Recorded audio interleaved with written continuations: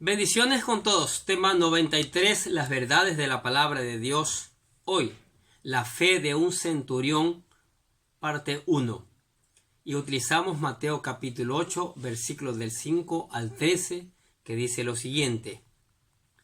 Entrando Jesús en Capernaum, vino a él un centurión rogándole y diciéndole: Señor, mi criado está postrado en casa, paralítico, gravemente atormentado.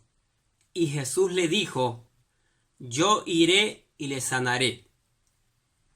Respondió el centurión y dijo: Señor, no soy digno de que entres bajo mi techo, solamente di la palabra y mi criado sanará. Porque también yo soy hombre bajo autoridad, y tengo bajo mis órdenes soldados, y digo a este: ve, y va, y al otro: ven, y viene, y a mi siervo: haz esto, y lo hace. Al oír, Jesús se maravilló y dijo a los que le seguían: De cierto os digo que ni aun en Israel he hallado tanta fe. Y os digo que vendrán muchos del oriente y del occidente, y se sentarán con Abraham e Isaac y Jacob en el reino de los cielos, mas los hijos del reino serán echados a las tinieblas de afuera. Allí será el lloro y el crujir de dientes. Entonces Jesús dijo al centurión: Ve, y como creíste, te sea hecho. Y su criado fue sanado en aquella misma hora. La fe que alcanza a otros.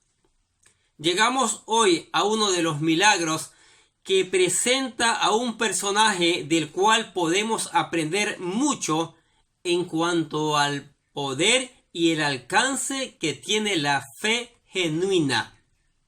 Nos referimos al centurión que pidió la sanidad para su siervo. En la antigüedad romana había organizado sus legiones alrededor del mundo, dividiéndolas en centurias. Una centuria no era más que una división que constaba de 100 soldados, los cuales estaban a cargo de un oficial conocido como el centurión. Generalmente, estos centuriones procedían de una familia romana pudiente y educada. En la Biblia encontramos a varios de estos centuriones aparte de este. Tenemos el centurión que reconoció a Jesús en la cruz como Hijo de Dios. Mateo capítulo 27, versículo 54. El centurión y los que estaban con él custodiando a Jesús cuando vieron el terremoto y las cosas que sucedían. Se asustaron mucho y dijeron: en verdad este era Hijo de Dios. Tenemos a Cornelio, el primer convertido gentil que fue admitido en la iglesia cristiana, un centurión. Y ellos dijeron, en Hechos capítulo 2, versículo 22, capítulo 10, versículo 22, a Cornelio el centurión, un hombre justo y temeroso de Dios, y que es muy estimado por toda la nación de los judíos. Le fue ordenado por un santo ángel que te hiciera venir a su casa para oír tus palabras. También tenemos al centurión que descubrió repentinamente que Pablo era ciudadano romano y que le rescató de la furia del populacho en Hechos capítulo 22 versículo 26. Al oír esto, el centurión fue al comandante y le avisó diciendo: ¿qué vas a hacer? Porque este hombre es romano. Tenemos también al centurión que fue informado de que los judíos habían hecho un complot para asesinar a Pablo entre Jerusalén y Cesarea, y que dio pasos para hacer fracasar su plan en Hechos capítulo 23, versículo 17. Dice, y Pablo, llamando a uno de los centuriones, dijo, lleva a este hombre al comandante porque tiene algo que informarle. Tenemos al centurión al que Félix mandó que cuidara de Pablo. Tenemos al centurión que acompañó a Pablo en su último viaje a Roma, que le trató con toda cortesía y le aceptó como líder cuando la tormenta hizo embarrancar el navío. En Hechos capítulo 27, versículo 43. Dice, pero el centurión, queriendo salvar a Pablo, impidió su propósito y ordenó que los que pudieran nadar se arrojaran primero por la borda y llegaran a la tierra. Ahora veamos la petición del centurión en Mateo capítulo 8, versículo del 5 al 9. Dice, entrando Jesús en Capernaum, vino a él un centurión rogándole y diciéndole, Señor, mi criado está postrado en casa, paralítico, gravemente atormentado. Y Jesús le dijo, yo iré y le sanaré. Respondiendo el centurión y dijo, Señor, no soy digno de que entre bajo mi techo, solamente di la palabra y mi criado sanará, porque también yo soy hombre de baja autoridad y tengo bajo mis órdenes soldados y digo a este ve y va, al otro ven y viene, y a mi siervo haz esto y lo hace. Pareciera existir una gran diferencia entre el relato del mismo hecho realizado tanto en Mateo capítulo 8 versículos del 5 al 6 y Lucas capítulo 7 versículos del 1 al 10. En Mateo se nos dice que el centurión en persona fue Jesús a rogarle por su criado, mientras que Lucas dice que fueron unos judíos los que él envió a rogar por el milagro y posteriormente envió a otros amigos a decirle que no era digno de entrar en su casa y que solo tenía que decir la palabra para que el milagro se realizara. Esta supuesta contradicción se puede solucionar fácilmente como otros donde se relata el hecho como si uno hiciera algo, cuando en realidad lo hace por medio de otros. Por ejemplo, en el Evangelio según San Marcos capítulo 10 versículo 35, Santiago y Juan pidieron a Jesús los lugares de privilegio en su reino, pero en Mateo capítulo 20 versículo 20, aclara que fue la madre de estos hermanos quien se presentó ante Jesús en nombre de sus hijos. Otro caso, a modo de ejemplo, es cuando Juan, en San Juan capítulo 3 versículo 22, afirma que Jesús bautizaba, pero luego el mismo autor aclara que eran los discípulos en nombre de Jesús los que realizaban tal acto, como lo dice San Juan capítulo 4 versículos del 1 al 2.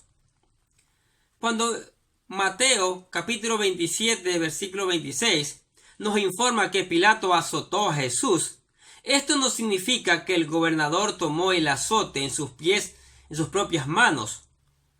Aún hoy día hacemos uso frecuente de la dicción abreviada. Finalmente, San Agustín procuró armonizar esta aparente discrepancia con el principio, que dice así: el que hace algo por medio de otro, lo hace también por sí mismo.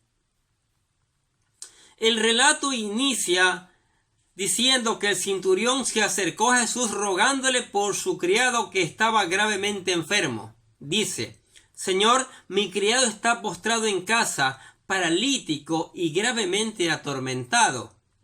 La palabra que en Mateo se traduce como criado es pais, término usado para describir a un joven.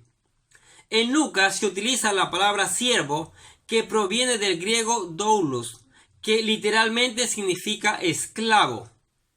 Por tanto, Se trata de un joven esclavo del centurión que estaba postrado en casa, víctima de una terrible parálisis que le causaba posiblemente graves dolores articulares.